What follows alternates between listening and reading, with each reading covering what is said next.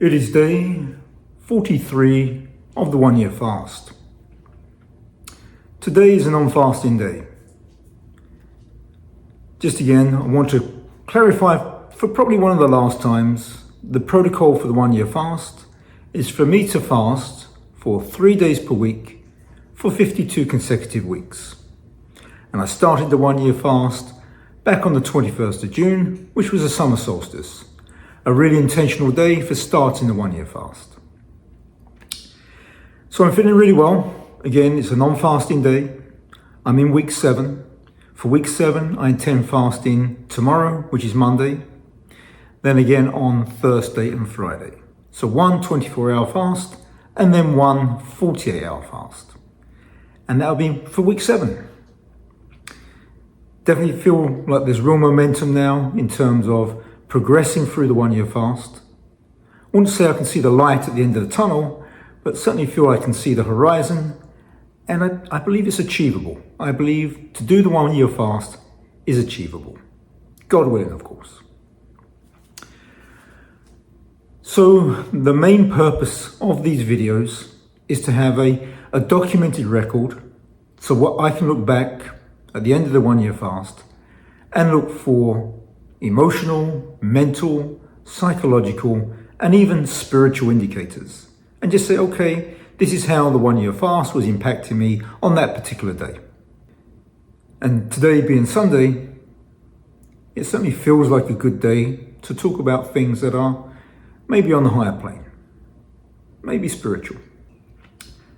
So with that said, I saw this week that in Medjugorje within Bosnia and Herzegovina, one of the statues of the Virgin Mary was defaced. An act of vandalism against a statue that clearly many people of the Catholic faith would revere. Medjugorje was a bit of a mystical place. I had been to Medjugorje. I was in the whole of the Balkans back in the 90s. Across Slovenia, across Croatia, across Bosnia and Herzegovina, into Serbia. That was back in the 90s. And I did visit Medjugorje. And it definitely has an atmosphere. And so to hear of the defacing of the statue was pretty sad. I don't know whether there was a religious dimension to that or whether it's just pure vandalism, but clearly it's sad. This got me thinking back to those days of the Balkans War, as Yugoslavia dismantled and as those individual regions looked for some level of autonomy. But clearly, when you look at the whole of the region, Bosnia and Herzegovina was split across many ethnic religious groups, and it became a very difficult place to find that local identity, because it was truly multi-ethnic, multi-faith. I remember driving through Mostar, and all the buildings were peppered with gunshot. There were many, many buildings that were utterly obliterated through shells. So to see this current defacing of a statue within Medjugorje, it was disheartening. So I guess as we look back at Bosnia and Herzegovina, it was really an example of the challenges of the coexistence of different ethnic groups, different faiths, different religious inclinations to coexist in one area. And I was concerned really early on that would result in friction, immense friction, maybe more than friction.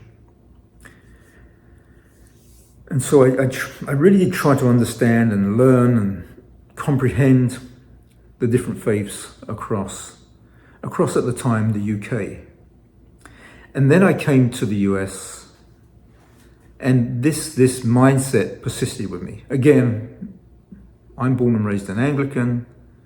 I consider myself to be somebody that is Christ conscious, but I'm not necessarily a Christian in the terms of a religious institution. I do feel uncomfortable around religious institutions. And when we look at certain individuals within those institutions, I guess that can make some level of sense. And I don't want to name names, but just look at the Anglican Church in terms of some of the previous archbishops. You can see why people might have concerns around religious institutions. And so this is not just about history. Now, of course, history, when we look at the Inquisition and all of the horrors that went on in history, you can say, oh, well, that's a consequence of the historical point in time. But I'm talking about contemporary. When we look at religious institutions, there's a lots of heinous activity that goes on. So anyway, coming back to the interfaith, multi-faith experiences that I had, as I came into the US, that persisted, that constantly thinking about where this is going to take us as a global community. And then I remember I entered a competition with MIT, and MIT had a competition it was called Jerusalem 2050. How do we make Jerusalem 2050 a better place? I entered that, I believe it was 2007, I entered that. And my entry was, I called it the Abrahamic Peace Centre. And essentially that was to have a central dome, where that would be a dome of glass, so complete transparency, no hiding in the shadows here, complete transparency. And that central dome would be connected to, at the time I came to the conclusion, 3 individual places of worship. So there would be a church, there would be a mosque, there would be a synagogue. And those 3 religious buildings would connect into the central dome. And the idea was that if this was built in Jerusalem, the Abrahamic Peace Centre, you as an individual, whatever your faith, whether you are Christian or whether you are Muslim or whether you are Jewish, could enter your own place of worship. So a Christian would enter the church, somebody of the Islamic faith would enter the mosque, somebody of the Jewish faith would enter the synagogue.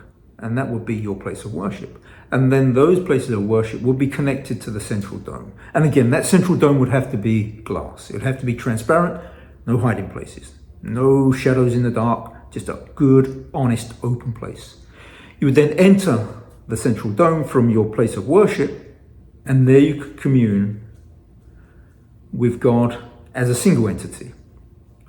So not God as an individual entity based upon a certain religious faith, but as a single entity in terms of creation, in terms of our existence within the universe. Come together as one and acknowledge that really the term God I struggle with, but let's just use that because that's the only word I really understand, that God really transcends religion.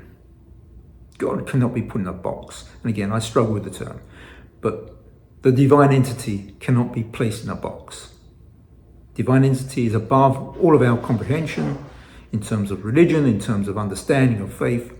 And so this central dome would be that place of worship that transcends. So that was my entry into the competition, Jerusalem 2050. And I do recollect there was one Christian ecclesiastic that was really upset with this concept. And I didn't win, clearly. But for me personally, again, I don't believe we can place the divine entity, God, in a box. But we need to, I guess, because our human minds are quite limited, I guess we need to. But I don't believe we should. I believe we should try to release God from boxes and just see God in creation, in nature. Again, my personal inclination is to understand Christ consciousness. That's where I go. I do attend occasionally, very occasionally I will go into a church, but now it's more the church of nature, of the open air, of the sky, of just creation. So yeah, that's me. Okay, so it's again day 43 of the 1 year fast. This is week 7. Got another, after this week, another 45 weeks to go. So plenty of time to progress into the 1 year fast. I'm going to, I did mention last time, I'm going to go back and have, so I give this a lot of thought. Initially, before the 1 year fast, I took my DEXA, I took my RMR, my VO2 max, I had my blood work. And the intention was to do that probably again midway through the 1 year fast, so about week 26. And then again, of course, at the end of the 1 year fast. But I've decided to change that approach. So my strategy now will be to, after 4 months, go back and do the DEXA scan, to do the RMR, the VO2, and also the blood work. And then after 8 months, do the same. And then, of course, at the end. So then we've got more indicators across the 1 year fast to look back on to see whether the 1 year fast is positive or negative or neither. So yeah, that's the intention. Okay, so that's me for Sunday, August the 2nd or the 2nd of August, whatever way you want to do it. And yeah, thank you.